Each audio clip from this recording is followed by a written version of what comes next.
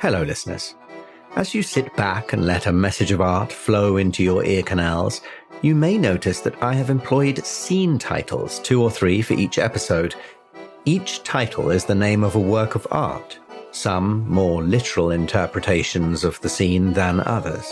These are also included in the notes. You might wish to seek out these images while you listen using an internet search engine of your choosing. However, if you choose not to do this, your listening pleasure will be unaffected. Now, we have one more piece of business to attend to. There has been a changing of the guard amongst the ceremonial positions at the top of our Patreon. We must pay tribute to Sam, the keeper of the hollow skull; Franti, the keeper of the blade; Joe W., the dreamer in the witch house; Darrell Williams, the alchemist of the Mercury compass; and Ariel Grimm, apprentice alchemist of the Mercury compass. Your generosity and dedication to the cause is truly remarkable. This one's for you. So the date is Sunday the 10th of April, 1892. We're in Paris, France. The Belle Époque. It's a period of peace across Europe in which scientific discoveries and technological advancements are being made amidst emerging artistic fashions. In Paris, the arts are flourishing. The Salon de la Rose et Croix, a new art and music salon that's been hosted by Joséphine Péladan, is running from the 10th of March to the 10th of April, 1892. So this is the last night of the salon. The centre of the exhibition has been at the Durand-Ruel Gallery in the 9th arrondissement of Paris. The salon has involved visual arts and music and writing, any form of art you can imagine, really. The salon emerged out of the mystic order of the Rose et Croix, which was also Péladan's creation. That's a sort of religious, almost cult-like movement created in Paris. The majority of the salon's artists are symbolist painters and writers and composers, all sort of coming to prominence at this time. Péladan himself is a well-known art critic who celebrates the works of artists who focus on themes of myths, dreams, and allegory. But the core of his doctrine is that art should be of an esoteric flavour, and he hopes that this new wave of art might eventually overcome what he sees as European materialism, which has been exemplified by influential artists of the Académie des Beaux-Arts that continue to support Impressionism. So Péladan is hoping that the salon is going to make his dream a reality. It's hugely important to him that this salon is a success. These are things you'll all know. There are numerous artists of various types that you're likely to come across this evening at the party. This is going to be a little bit of deja vu for you guys who played Machine Tractor Station. They will all be French, unless I tell you otherwise. But to spare everyone a succession of identical French accents, I might not perform them all French. You know the deal. If someone sounds Welsh, they're probably from Georgia. So for our purposes, where's that? Montpellier or somewhere.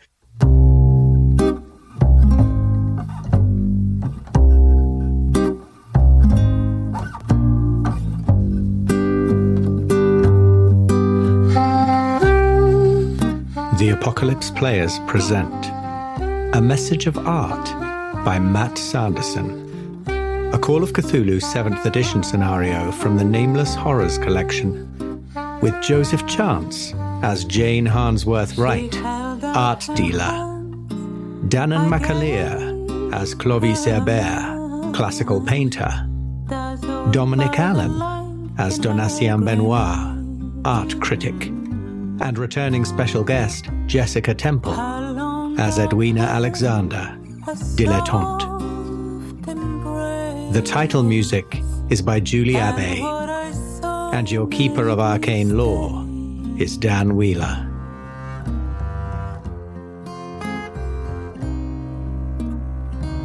Part 1, Scene 1, The Absinthe Drinker, Manet.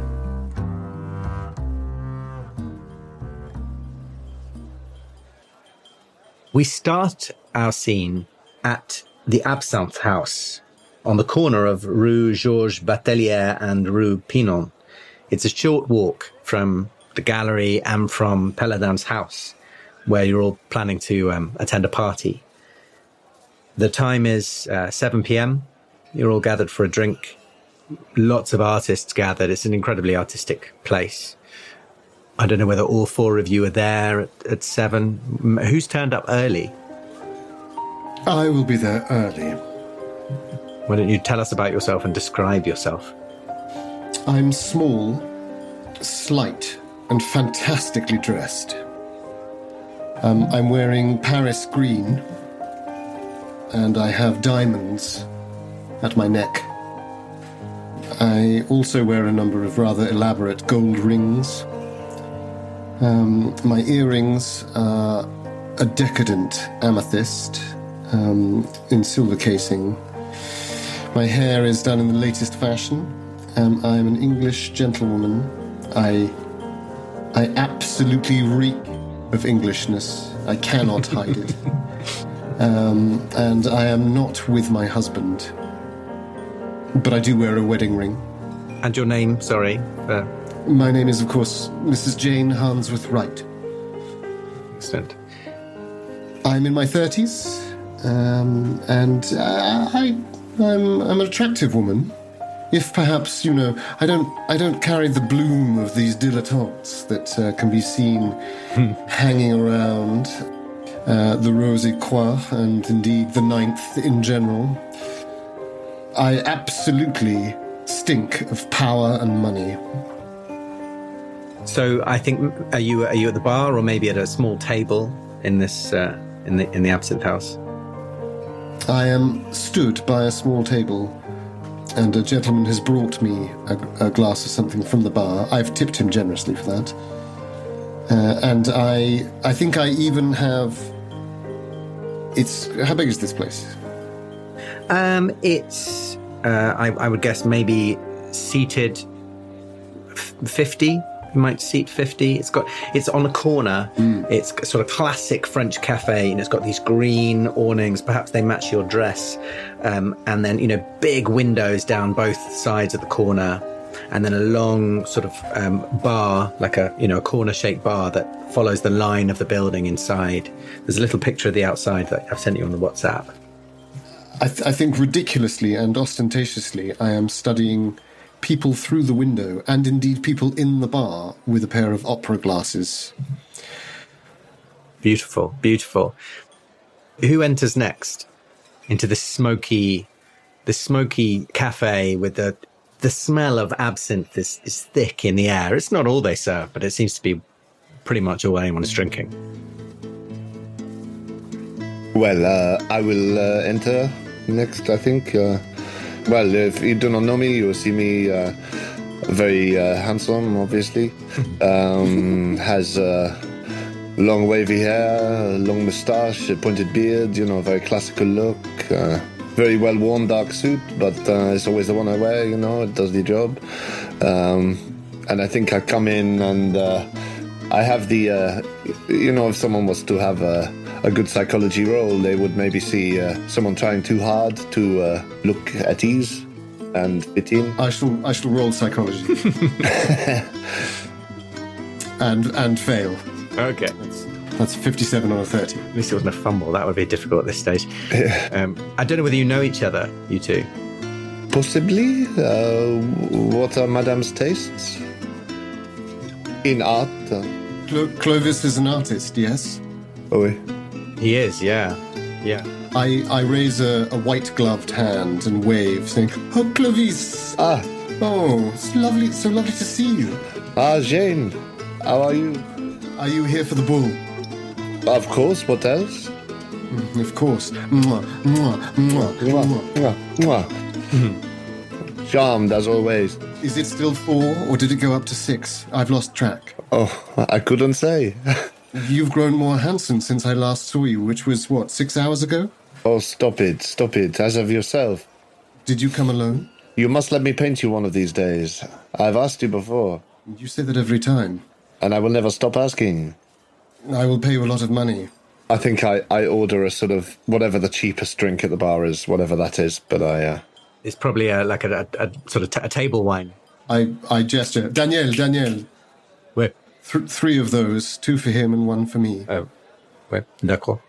Oh, a good evening. Good start. It's filthy. I don't know why you drink it, but now I have to. I've ordered it. Ooh, who's that coming in through the door? Who is that coming in through the door? It's me. Hello, Edwina Alexander, but you can call me Eddie. We did try Wiener at school, but that didn't go down very well. So it's Eddie to my friends, Edwina to everyone else, or Miss Alexander to people I don't really know. I, of course, stop everyone's conversation as soon as I walk in the room, because, quite frankly, I'm gorgeous. And, it took me so long to get here because I couldn't decide on which dress to wear. So I had to look in my extensive closet and I pulled out this sort of, green velvet number that really does show off my décolletage. And Mummy used to say that was slutty of me. But I've learnt to use it to my advantage, if I'm quite honest with you. So I shall not be paying for any drinks this evening because I never pay for any drinks on my own. I've got my velvet sort of choker on with a pearl inset, and I've curled my hair, and that just took longer than I thought it would. I'm a bit flustered, to be honest with you. I'm a bit nervous, but I'm here and ready to party. Clovis, is this one of your friends? Oh. I think I've seen her around. Yes, perhaps. Would we know one another, do you think? Well, I think I maybe met you at a party. Yes. To be honest with you, I think I remember your suit and thinking, oh, well, that's quite depressing, isn't it? Well, it's fair enough, But you are a man of character. Is it... no. Clovis. Remind me of your name. Clovis. That's right. Clo. Of course, I'd remember you anywhere. Yes. Yeah. Edwina. Didn't we get through quite a lot of wine? I think we may have done. One of those nights. Here, have some more. I'll pass you. Thank you so much. I take it very willingly. Perhaps at this point, Donatien walks in the door. What do we see? I flounce in. I'm slightly overweight. I'm wearing... What time of year is it again? What did I say? April. 10th of April. Okay, so I'm wearing a sort of a long but light coat over a very fine suit. I'm carrying a cane, a bow tie, and I sort of come in and survey the room sort of very indifferently. And then I swan directly to the bar, wave a hand as a gesture that they probably recognise to mean absinthe. Mm-hmm. And then I plop myself down at some table somewhere with, artist types, probably this lot. Excellent. So he presents to you your absinthe in this beautiful sort of flute-like glass with a little metal sieve on top, little sugar cube sitting in it, and a little carafe of water to add however much you wish. And you carry that over to this table. Perhaps the only place where there's a space. I think that the Absinthe House is sort of filling up quite rapidly. Yeah. Well, I sort of anticipate people will move and give me a seat. I lean over conspiratorially to Clovis and whisper in as loud a voice as possible so that at least 3 tables around me can hear. Goodness me, it's Monsieur Benoit, the critic. He can make or break a career, don't you know? I have heard as much. At least he has not broken mine yet. I hear that the word unworthy from him, and I say this to Edwina Alexander openly, I hear the word unworthy from him as a compliment. Oh, well, yes, at the very least, I would say. I've seen him demolish lesser artists. But, I think I match your sort of speaking quietly but loudly. I respect him for that. We must have harsh criticism of unworthy art, things such as this, new sort of symbolism. I do not know if you're a fan, but it's not for me. I think he similarly respects the classical line, you know. And I sort of look to see if he's looking. Monsieur Benoit, What? are you here for the bull? The what? The bull. Le Minotaur, I say, and I take Edwina's hand nervously. I'm sorry, my French is simply no good. I'm sorry. Your French is terrible, yes. Madame, and I gesture to Edwina as if she might speak French. Sorry, are you talking to me? Oh. A creature as beautiful as you must be graced with beautiful languages, such as French or Italian, or perhaps Dutch. Well, I know un petit peu of Française, but I will be honest and say that the language of love is more my speech. And I've picked up little bits here and there, but I found that often one can understand and have a whole conversation just with the eyes. Very well said.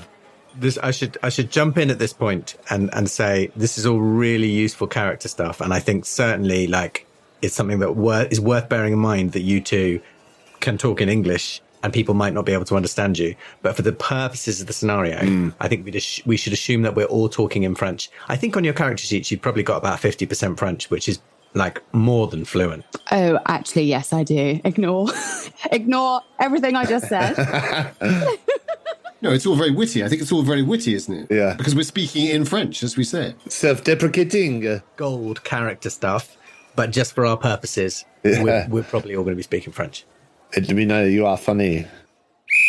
Can you give me 1 second? I've just got to do this. So my phone has just told me it's found itself. So they've obviously turned it on. So I feel like I need to act to Dom's stolen phone. Yes, of course. These scallywags. France is rife with pickpockets, I will say.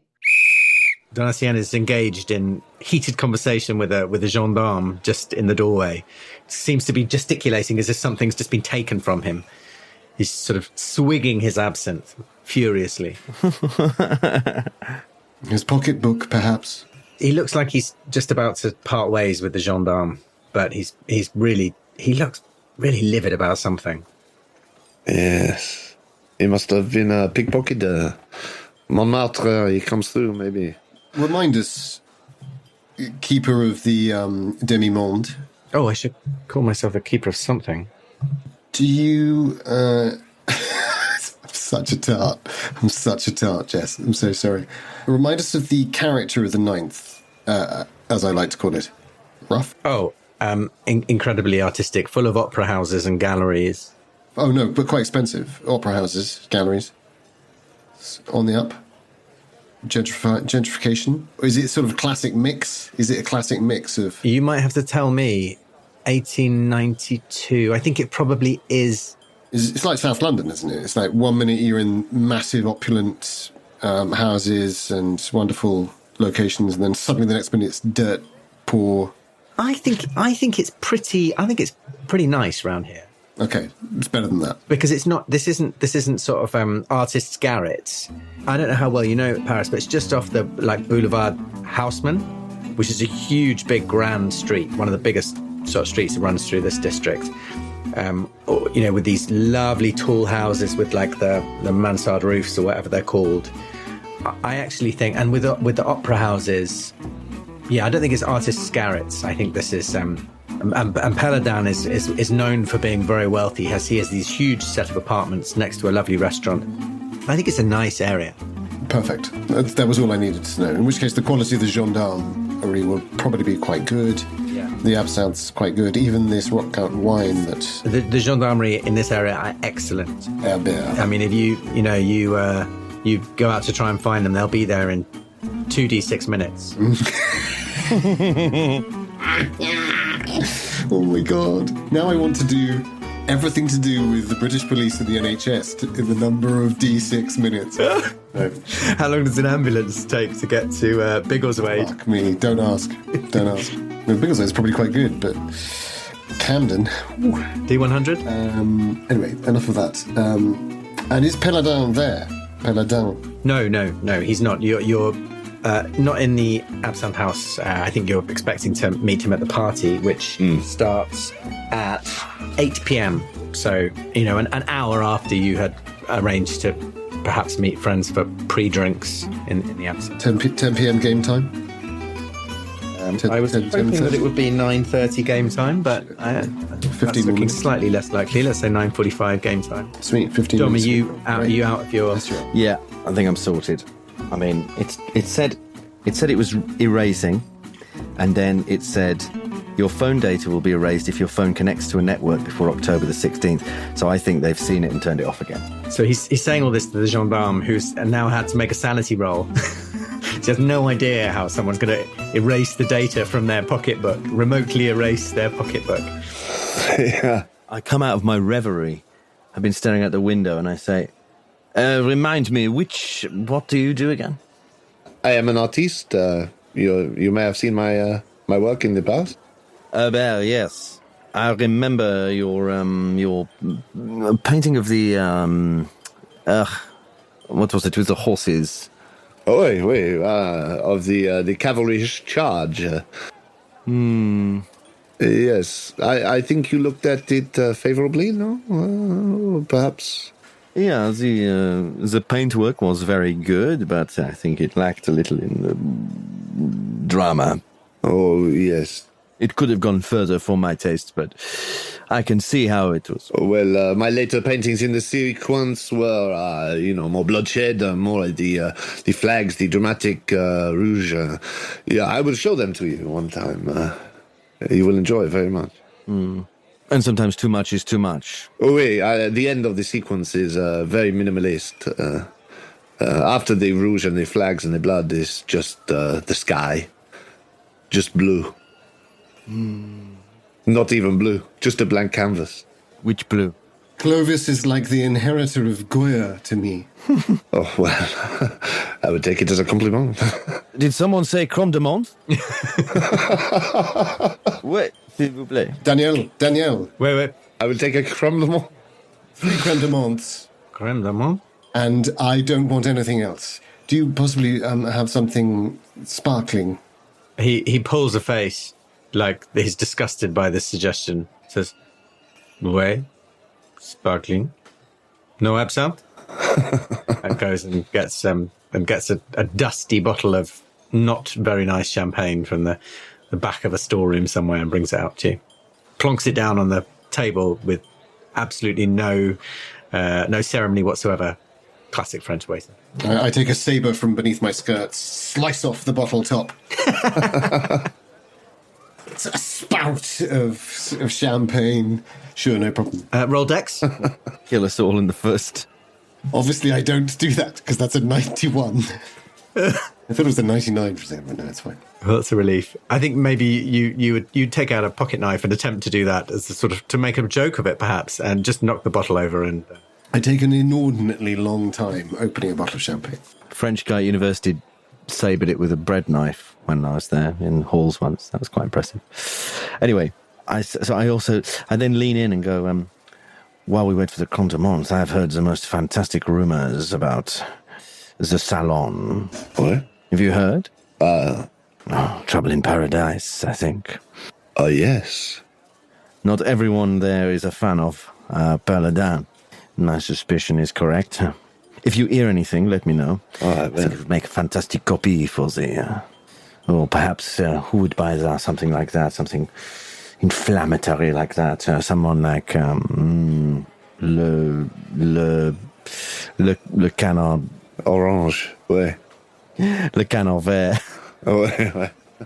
Oh, le canard vert. oh, le canard vert. Have they expressed an interest? Check the gender of canard in French. I think it's le. Surely it would depend. Well, not necessarily. When it's in conjunction with a colour, surely it's... At this point, while the conversation has sort of become slightly hushed and internal, there's a bit of a commotion, and you see, Clovis, you turn to the door and see your old friend, Antonin Pinault, sort of stumble through the door. And you see him sort of glancing around the bar, in the way that someone does when they're like, oh, do I know anyone here? He kind of staggers over to the table and says, "Oh, my old friend Clovis. You could, these are your friends?" Oh, wait. Let me introduce you. This is Antonine. Antonine, my pleasure. This is Jane and Edwina and... Edwina. You know, of course, Donatien. Oh, Donatien. Nice to see you. Clovis, my old friend, I don't suppose you could, I could impose on you for, a little, an absinthe. Oh, wait. I'm a bit, I'm short at the moment. Forgive me. Not to worry. One absinthe. Come, sit down. Sit. Thank you. And he sort of, he kind of clasps at his forehead and just sort of, and holds his nose as if he's fighting against some sort of pain. What's wrong? I think I just need a stiff drink. Hey, you look like you've seen a ghost. No? Oh no, it's just a terrible headache. I want to be there for Paladins, of course. It's very important that I'm there, but... wait. I think a couple of drinks will sort me right out. Wait. Possibly. The weather is changing. It has a strange effect on the internal cavities, I think. I have heard so. Yeah. I think the weather is part of it. And, a drink will help. Thank you, Daniel. And he downs the first drink. And I think as you look at him, you notice that his eyes are really bloodshot. He's got quite sweaty and pale. Yeah. That's the spirit. More Crème de Menthe. Why not? I think anything would help. Hey, yeah. Always mix your drinks when you're feeling unwell. Yes, yeah. Well, why not? Oh, if we're seeing Paladins work, we may have to. I'm sure that we'll be feeling unwell whatever happens. Very good. Make the doubles! What's the time? How long have we got? When do we need to leave? Shortly. Some time for maybe one or two more, and then... Yeah, maybe time for another one. I should try and shake this headache. I imagine that a lot of people will want to speak to me there. Of course. Are we going together? Well, why not? What was your name again? Antonine Pinault. I'm sure you know my work. Well, if we're going together, then... He's at the salon. If we're going together, I will insist on arriving 2 to 3 minutes late.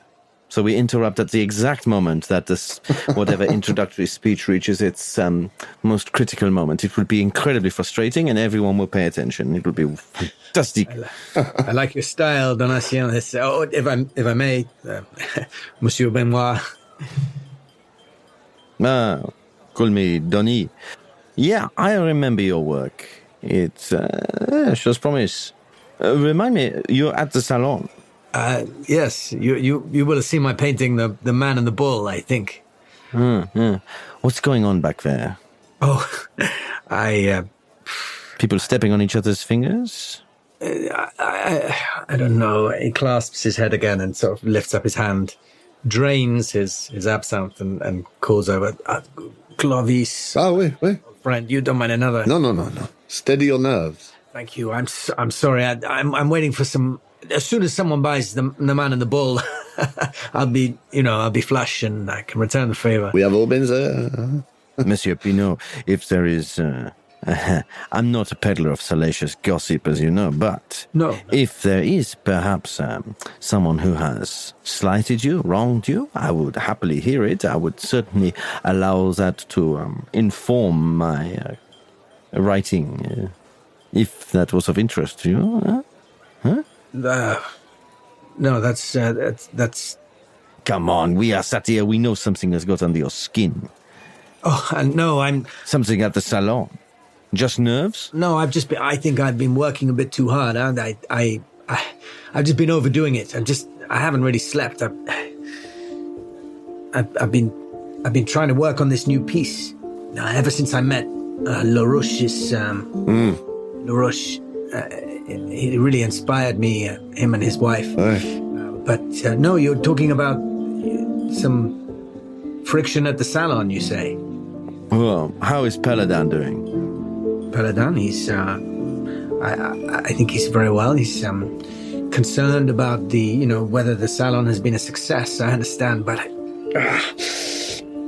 my head. Yeah.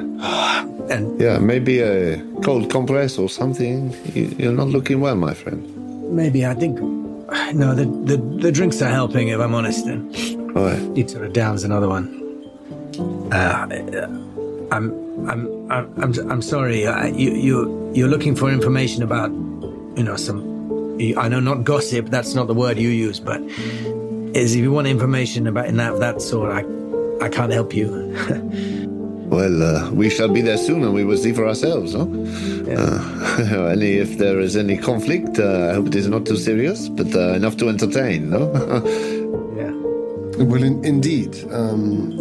Salut. Wait. And to all of our health. Salut.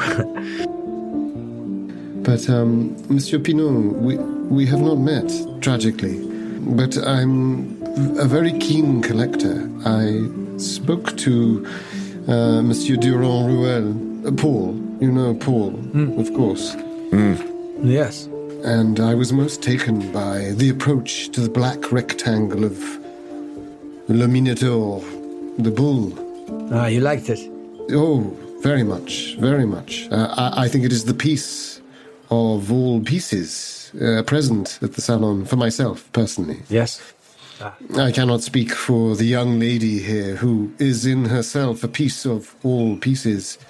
In this room, a glowing example of the feminine at its apogee. And of course, we are awaiting an apogee of a speech in, gosh, it must be only, oh, sorry, that's my English there, gosh. That's untranslatable. Yes. In only a few moments, but no, I'm glad you liked my piece. And he sort of downs the second absinthe, and it seems like he's kind of loosening up a little bit. Maybe the alcohol has taken the edge off, whatever. His eyes are still very bloodshot. He's still quite clammy looking, but he sort of focuses in on you and says, I'm glad you liked the piece. Laroche was supposed to be creating a sculpture to partner with it. I don't know whether you heard. no, tell me more. I don't know Laroche's work, and I look at all three of the others. Oh, Pierre, a very good friend of mine. His art is beautiful. Yes, he's a fine sculptor. Right. And he was, the plan, I can tell you, he wouldn't be offended, Paladin would tell you the same, that the plan was that he would create a sculpture of, a Minotaur sculpture to accompany the piece, and they were to make a duo that the sculpture the shadow would fall, and it would perfectly echo the image of the bull that you see in my in my painting that you've been so kind to compliment. But he never finished. I don't know whether he started because of his whirlwind romance that I'm sure you've heard about. No. Yes, there was something of a scandal about a quick marriage. Well, Yes, well, incredibly quick. yeah. This is why But she was, I imagine, so perhaps to enable her to remain in Paris. But I met her the other night. She is a beauty. No disrespect to present company, with two very beautiful women here, Mademoiselle. But I have never really seen anyone as beautiful as Bathsheba. they are both said to be here tonight, I think. So. Oh yes, of course they'll be here. But she's an inspiration, and actually, she inspired me to work on this new piece. That it's a phoenix rising from the ashes. But I can't get it right. I've been working too hard, burning the candle at both ends, as they say. Wait.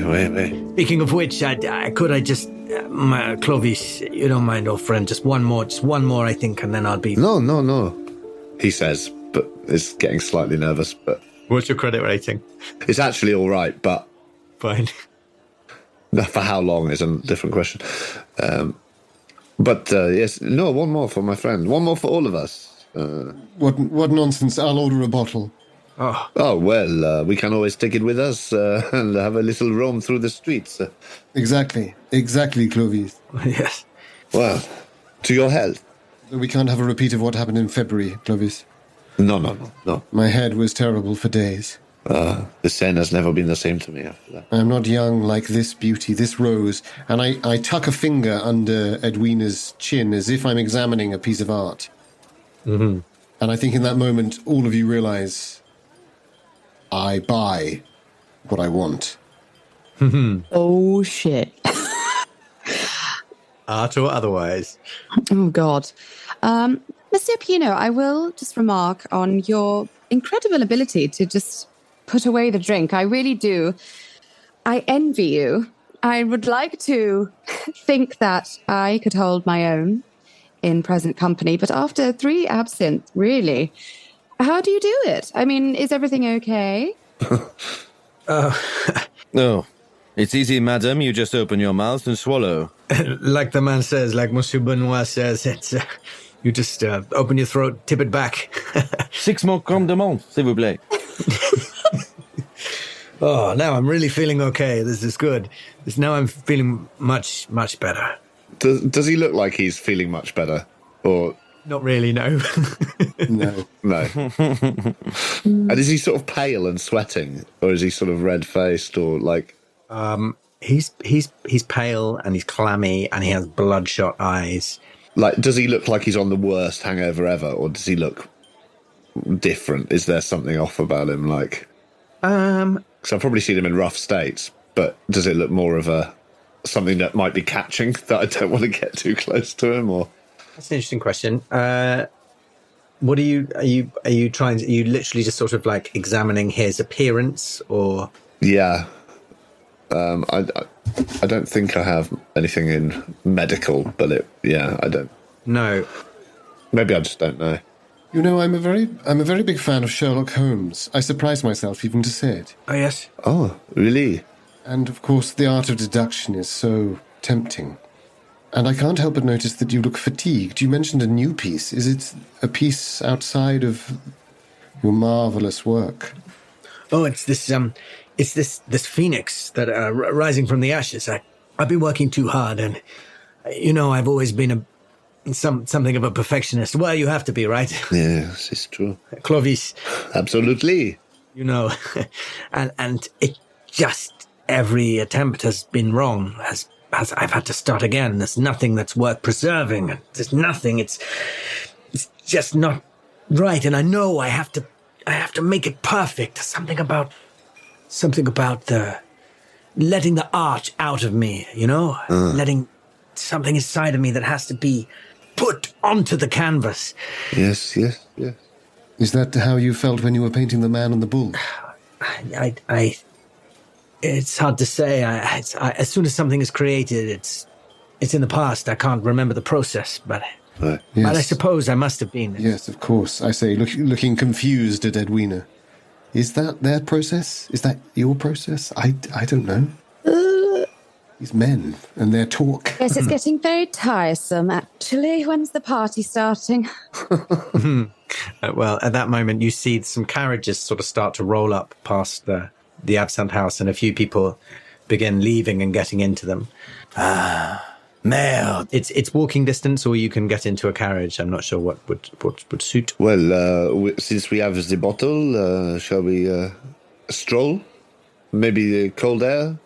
I think the air would help, yeah. A fine idea. Yes, you take yours, I'll take mine, and I pick up the champagne. Hey. And I just take my glass, because clearly I can just take those.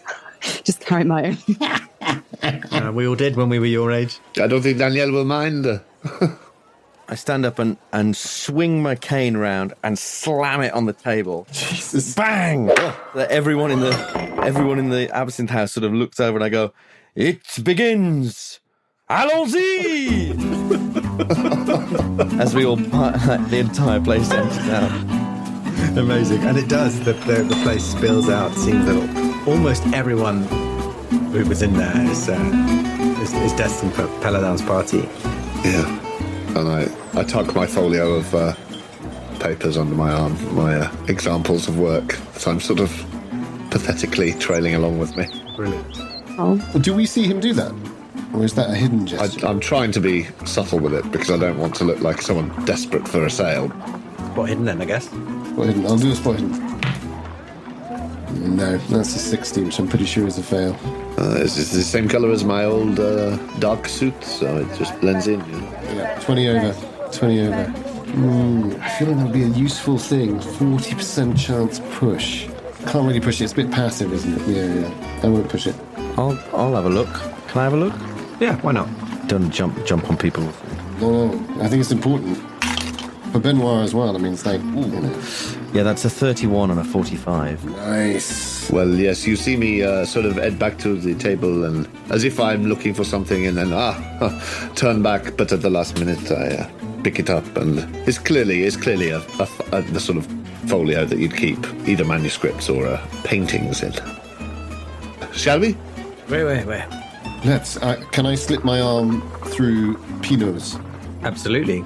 In a frankly scandalous move as a married woman. As you do, I think you might notice him just give Edwina a glance as if he was maybe thinking about slipping his arm through Edwina's arm. Oh, yeah. But no, of course, by all means. And you do all sort of stumble out of the Absinthe house together. And I think you can feel Pinot leaning on you quite heavily, or trying not to, I guess, but giving you some of his weight. And you can hear him breathing.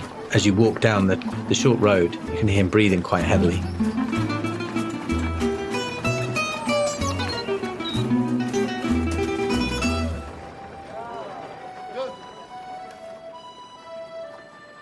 Scene 2. Street scene in Paris. Felix Vallotton. She is delectable, isn't she? I say, nodding at Edwina. Bathsheba, oh yes, she is. I've never seen anything quite like her. Oh, the night sky is above me, and yet that moment seems so pertinent. She's only got 30% psychology. Could I possibly gain an insight by rolling my psychologies to that, what I consider to be, Joseph considers to be a Freudian slip? Yeah, why not? Ah, it's a 40. It's a 40. So close. Haven't got the luck for it. Well, I think even without a success on your psychology, I think perhaps I'm onto something. I think you're not quite sure whether it was a Freudian slip or whether he literally was thinking of someone else. I mean, what's the difference, I guess? Yeah. She's a beautiful girl, and this Bathsheba is clearly a beautiful woman, and... Yeah. Okay. It's so crushing for my 38-year-old self as my looks are beginning to fade, and yet, of course, I do have Thomas back in London, in the office. Reliable, dependable, safe Thomas. And a little part of my heart dies. Oh, no. And I grip his arm and I say, oh, the Phoenix, such a lovely title. Yes. The Man and the Bull and the Phoenix, what a pair they'd make. I wonder how much. Oh, but no, I'm getting ahead of myself. No. Forgive me, Monsieur Pinot, it's your natural charisma. I shall leave you to walk with the men and have your cigars. Do you want to give me a charm roll? I shall join Edwina. That's the best roll of the night so far, 37. It must be enough, surely. Except it isn't, because she has base charm. She has nothing. Does she have any social skills? It's because she is... Does she have any social skills? How rude. Does she have any social skills? Oh, no. Yeah, that's a pass on Persuade, 37 on a 40. I'll let you have that.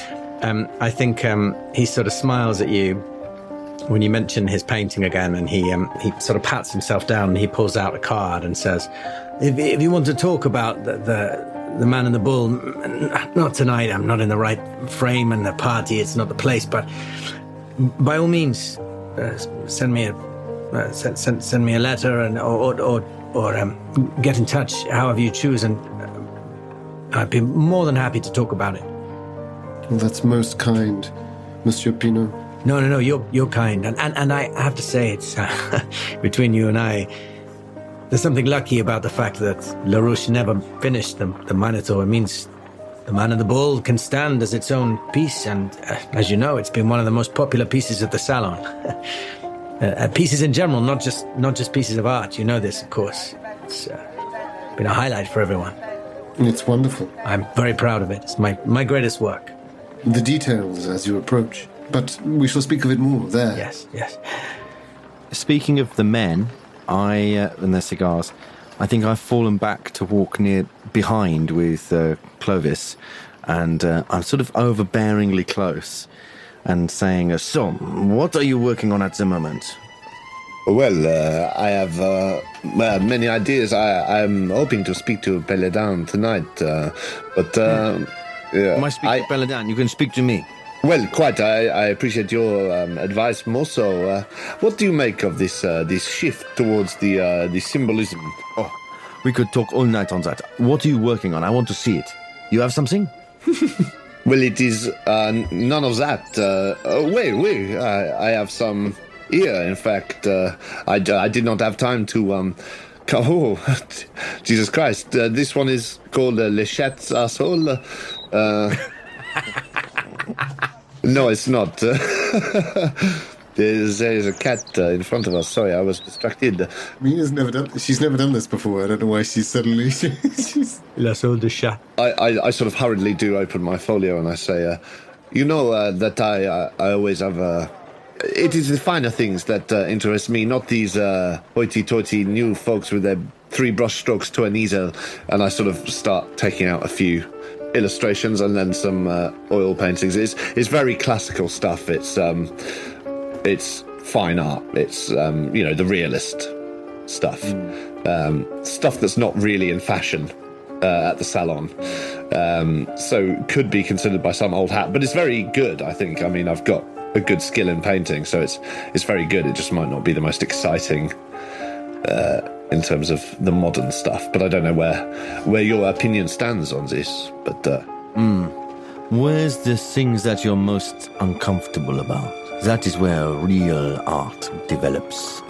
You must have something that you're thinking, no one will buy this. What is it? Well, wisely said. You have some? Oh, I do. Just at the back here, I suppose, and I'm sort of trying to show you the ones I'm more proud of as I, trying to show you examples of real sort of skill as I flick through. But, oh God, I guess it's a risk, but I will take the risk because this is what this night's about for me. And I take from the back. Skill is so cold and surgical when it has no passion behind it. You have to have the things that you are most vulnerable about. You are so right, monsieur. And I am passionate, and when I take this sort of bundle of looser leaves, and it's it's oil still, but they're slimmer canvases, and they're life drawing. They're sort of clearly model painted, but they're Nudies? Oh yeah, Oh yeah, great. this girl with golden hair on a chaise longue, but her face is not complete in any of them. The face just isn't there. But monsieur, these are photographs. Well, the thing is, the realism of them is they look like photographs, but it's like a sort of just an absence where the face should be. An abscess where the face should be. An absinthe. And I sort of quite shakingly sort of hand them towards you and say, if you want to see vulnerability, I will be vulnerable to you as one art lover to another. These are those that I could not bring myself to finish, but perhaps in a way they are finished. Why could you not finish that? Well, because of the relationship with the model, if I'm honest with you. Oh. It was too intimate or not intimate enough? A bit of both. Women. Even when we were intimate, I felt like we were never together, and there was some coldness within her, even when she would whisper sweet nothings to me, and then one day she disappears. I could not finish the face, but... Oh, I know that feeling. I know that feeling very well, and I smell some cologne on my wrist. And go, sense memory. Yes, I remember. Well, good luck with the... Let's find out what Paladin thinks of them. Well, And you find yourself outside Paladin's apartment at this point. You've walked down the Rue Pinon, and it's, a sort of narrow street running parallel to Boulevard Haussmann, which is one of the major roads through this district. As I mentioned, it's huge, tall, sort of 5-story buildings with those lovely sort of dark grey sort of mansard. They're called mansard roofs, with the with the little inset dormer windows, all the way along, immaculate, sort of symmetrical. And even the narrow street is like this, very, very well kept. And you find yourself at these big carved wooden doors that are open. And just as you reach the steps, a black horse-drawn carriage comes to a stop outside the front door. And out of it step a man who you recognize as Pierre Larouche, and a stunningly beautiful woman in a long, flowing ball gown with sort of flowing locks of dark hair. Looks like she may be of sort of Arabic descent. I grip Donatien's arm and I say, "It is her, the faceless woman from my painting." Oh, no. No, it cannot be. Sorry, pardon. Sorry. Terrifying. And they sort of make their way up the steps. She held out her hand. Would anyone like to give me a psychology roll? Yeah. Yeah, I'd love to try and glean something. A psychology roll, yeah? Or any other role that you choose to make. I haven't seen him since he left, so... A hard success on my psychology, I could make it an extreme if I spend 4 points of luck, if that makes a big difference, but... I don't think at this stage, that makes too much difference. So 95. Okay. I think it's obvious to anyone who passes a psychology roll that LaRouche is in thrall, still in the throes of sort of new love with his wife, and is looking around to sort of see if anyone else is looking at her in a way that someone might be showing something off, like how you, Clovis, might be showing off one of your paintings. He's incredibly proud of his new wife. That's the appearance. That's the impression you get. And you notice as you sort of gaze at them that she's got this large diamond ring on her finger. Someone is earning... no? LaRouche doesn't have a lot of money, right? Yeah, that's what I was thinking. He's not ridiculously wealthy, no. He's a relatively successful sculptor. So maybe she's very wealthy. I'm going to look at Edwina and see if she's clocked this, because I've clocked this. I've got a 20 on a 30. So... Well, I feel like I might be slightly intimidated by this woman. Maybe thinking that I potentially would be the most beautiful person, because my beauty is power and confidence and stuff. So maybe I'm a bit... And also, if you wear a rock that big, you're trying to say something, you're making an impression. Am I right? Do you have anything in your appraise skill? Which one's that? So these character sheets, they don't have all the skills on. If it doesn't say, if you don't have appraise listed. My appraise is good. Your appraise is good, is it? Basically, if your skill isn't listed, it will just be the base. So the base appraise is 5. Right. Oh no. So appraise is not one of them. So if it's not there, yeah, it's just whatever the base is. So that'd be 5. You could still appraise it, but it's just a slim chance. But what was your psychology like? Maybe she doesn't have psychology either. No, I do. It's 30. Yeah, well, if you want to roll psychology, like the others did, and see how you get on. Okay. 73. Nah. That's a fail. But I think I walk over to you and I say, "Goodness me." I think I say... Go on, say it. I think I say, "Goodness me, love. That's a hell of a rock." Because I'm speaking English. But obviously I don't sound like that. Oh, I like this. Okay, so when we're speaking English, it's really regional. I don't sound like that because that would be ridiculous. I actually sound exactly as I sound. Yeah, but we're speaking English now, babes. Okay. Yeah. What did you say? Yeah, goodness me, love. Look at the rock on her. Is essentially what I'm saying. Oh, I know. No, I can't do that. Come on. You can. But you tried. I've done far worse. I'm from Yorkshire. You are pet? You know, I could have put on all my diamonds this evening, but I decided not to. I just went for this simple, elegant choker necklace, not that garish ring, that rock on her finger. That's so distasteful. I sound like I'm in Corrie. Okay.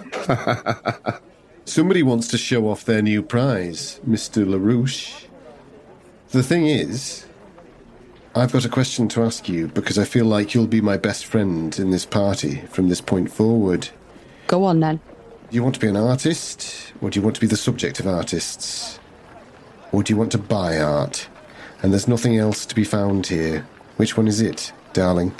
Well, Jane, Yes, Eddie.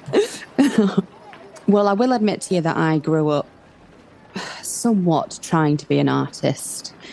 But what I found more interesting was the people behind the art, eventually, which is why I am here. I'm interested in people and where they're from and what life's all about, really. So, subjective art, what do you mean by that, Jane? What are you trying to say? You're magnificent. Well, yes, I know that. Are you suggesting that I should sit for a portrait of some kind? Monsieur Hérbert would capture you marvellously.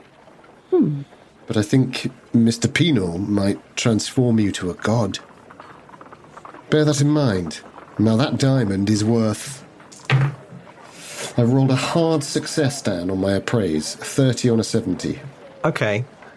From this distance, even with a hard success, I think it's really hard to infer anything from it. But I will let you bank that, and if you can get closer and have a closer look, I'll let you keep hold of that. Right?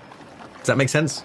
Yeah. But to finish my blag, I'll say worth 40,000 francs at least, or I'm the Sultan of Azerbaijan. I rolled my English to see if when I heard my name, I could decipher what they were saying, but I failed. Nice. Okay. Well, I think perhaps you failed because you were a little bit... Well, I failed my psychology as well. Yeah, yes, I think you failed your psychology and your English roll because perhaps you're a little bit fixated with Bathsheba and you've made this kind of light-hearted comment about, you know, the faceless woman from your paintings. Right. It's not, because the woman in your paintings is very blonde and this woman is very dark. Of course. Certainly by French standards. But there is something incredibly familiar about her to you. Oui. It's just like a sort of weird feeling of déjà vu. Déjà vu. As they would say in France. Could you give me an intelligence roll? See if you can work out where you might recognise it from. Indeed. That's 43 on a 60. Not quite there. Not quite there. Yeah, but there's something... She is familiar. It's not your mind playing tricks on you. You've seen her somewhere before, but you can't remember where. Interesting. Well, I'm sure she will remind me when Pierre introduces us. Yeah, and they walk up the steps together and into the lobby, and as many people are going up the steps, and you can see the butler on the door. You recognise him from previous events you've been here. His name is Coffier, and he's taking invitations off people as they walk up. Do you make your way up the steps, all of you? I don't know who charges on first, or whether you all just walk up together. I saunter up at the back. Fine. I will go along with Donatien since the ladies are talking. Excellent. If Edwina looks like she's willing to give me her arm, which I will sort of judge in the world of social etiquette, but if she's feeling offended or defensive from my directness, I'll let her go up, and I'll go before Benoit, of course, because no one will leave it as late as Benoit, but or as timely as Benoit. No, I think I quite like. I think you could be helpful to me, weirdly. So I want to keep you a little bit close. So maybe you offer your arm and I take it? That's exactly what happens, isn't it? But I see there's a resistance, so I offer mine. And I'm nearly 40, you know, so I'm ancient in... So I think Pinot perhaps goes ahead, you know, having been sort of fortified by a few drinks, as if he's trying to catch hold of LaRouche, trying to catch up with him. In fact, I think you hear him call, Pierre! And he sort of trots up the steps, and then the two ladies follow. You see Pinot hand his invitation to Coiffier. Coiffier smiles as you two approach. Jane, you give him your invitation. I do. Edwina, when you pass your invitation over, he leans in close to you and says, Mademoiselle Alexander, Belladin apologizes. He has been kept late at the gallery. He's conducting a rite, a ritual. He should be here before too long.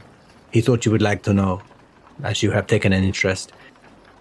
He has told me to tell you if he's not here by, and he glances up at the clock and says, if he's not here by 10 o'clock, you're welcome to join him. Oh. Thank you. And could you give me a listen roll, please, Jane, to see whether you heard? Exactly what I was going to offer. I think I take a step away naturally as I hear the intimacy, but of course I'm earwigging like crazy. And it could be my first luck expenditure of the night, because that's a 41 on a listen of 40. I'm going to do it. Okay. I would like to hear that. I'm down to 44 luck. Great. And then you two gents who are hanging a little bit further back, you're very welcome to do a listen roll as well. I think I'll need a hard success because you're a little bit further away. Right. Oh, that's a 97. What is my... on a 40.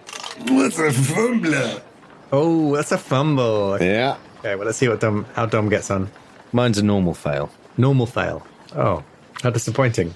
What are they saying? So you can see him looking at you when he speaks, and you could be sure that you heard him. You overhear him saying, Belladin has told me to tell you, sorry, he's going to be a bit late, but he's a lot of the paintings are a load of old shite. And he looks at you at that moment when he says that. Oh, mon Dieu. Well, I cannot mean mine because I've not presented them yet. Oh my God. And yet he looked at you. And yet... Yeah, he looked right at you. Oh, man. Oh no. What are you muttering about? Merde. Nothing. And anyway, he says to the two ladies and to the two gents as you move up, he says, you notice he's saying the same thing to everyone, which is not the thing about Belladin looking at a load of paintings or a load of old shite. Yeah. Saying that Belladin is going to be a bit late, but you're free to make yourselves at home on the ground floor, in the lobby, which you sort of enter through, in the lounge or the library.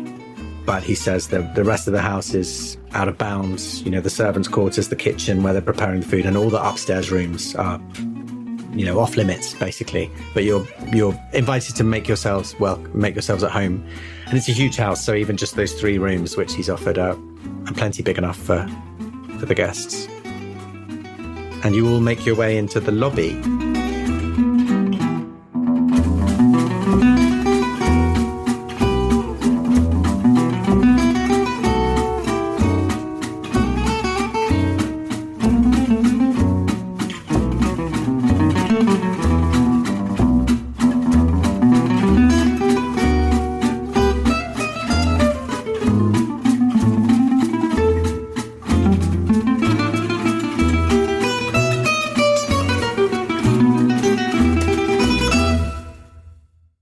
Kicking myself about this whole... Do you remember the Coast of Utopia, the Stoppard? They did this thing where if the English spoke in an English voice outside of the accent, they then had to speak in the Russian or the French accent, depending on what... Yeah, it's like translations by Brian Friel, right? I can't believe we did the Northern thing. We should then... Oh. So we should then do the French accent. So then we were speaking English. Which is, of course, the lingua franca of this scenario. when I did my play about the French surrealists. Obviously, they're all French, so they just spoke in English with different accents, English accents. But Magritte was there, and he's Belgian, so he spoke in his stupid French accent. It's like that. He talked like that for the whole play because he's Belgian. Mm-hmm. Supposedly, Arnold Schwarzenegger said that he could never get any work in Germany because he's Austrian, right? And Yeah. and he said that basically to German listeners, he sounds like a farmer. He said, so it'd be like got a West Country accent, effectively. When I was doing Hitler, that's what I realised is that to everyone else in Germany, it was basically like a dictator going, all right, let's round everyone up then. Yeah. Same's true of Stalin, right? Because Stalin was Georgian, so he sounded Welsh. Instantly, I trust a Welshman. Yeah. Bloody rural dictators. Anyway, I think you all enter into the lobby.